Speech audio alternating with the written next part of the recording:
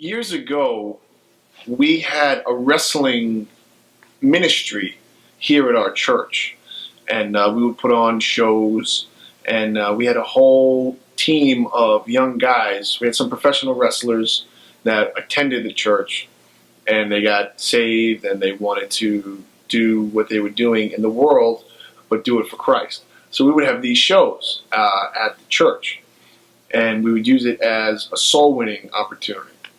So we had that going for a while, and then that kind of died out. And then I saw this illustrated sermon that Pastor Steve Muncie did with a boxing ring, and he was boxing in it.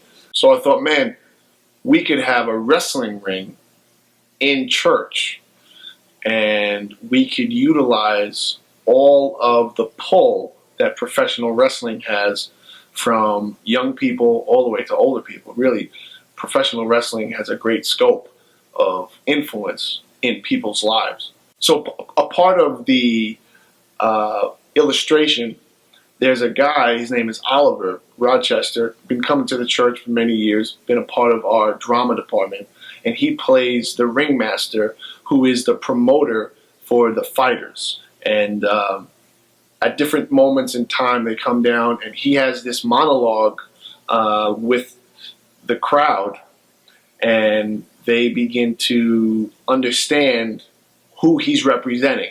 Talks about rejection, talks about insecurity, talks about unworthiness, talks about shame, and he's setting up what he's going to do to me in the ring. So he comes out and he interrupts me from the sermon, and obviously it's all queued up. You know, we have cue words where he'll come out, the lighting changes, and he begins to taunt the crowd. And the best is when the crowd starts booing and they interact with them. I start booing, and it really creates a connectivity with the different characters that come out and that eventually are going to fight me. So after each wrestler comes out with the ringmaster taunting the crowd, bringing definition to the wrestler, they move on. I then continue to speak on that topic, if it's shame, insecurity, or what have you. And then after all that is done, they all come out, and all four of them come out, and they try to beat me down, and they do beat me down. And then there's a point where Shane picks me up, and he does a backbreaker, and he drops me right on my back, and I have nothing left, and that's the point where I cry out to Jesus. I'm so sorry. I tried it on my own. I can't defeat you. They're too powerful for me. I need your help. Please. You know, basically indicating the simplest cry or simplest desire to have Christ in your life, and Jesus comes. You know, it's the sinner's prayer. It's the depiction of the sinner's prayer. And then the Rocky theme, and there's an announcer who announces Jesus, and Jesus comes out, and the crowd pops. It goes crazy. And then he comes over to me, and he says, you know, all power has been given to me, both in heaven and in earth.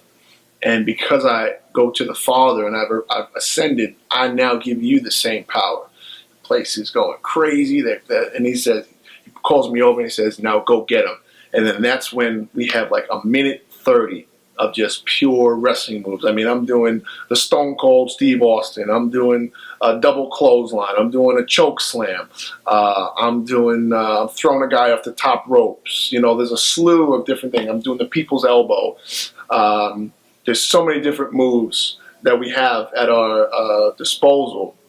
I'm not a professional wrestler, but they taught me. They taught me just a bunch of these moves. And really, the guys sell it. The guys make it look great. It's loud, boom. And then my favorite part is right at the end.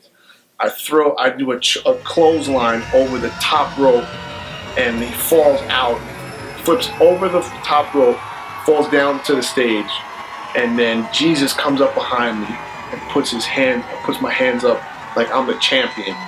And right at that moment, the crowd is popping, screaming, and right at that moment is the perfect opportunity to take the altar call, and it's unbelievable.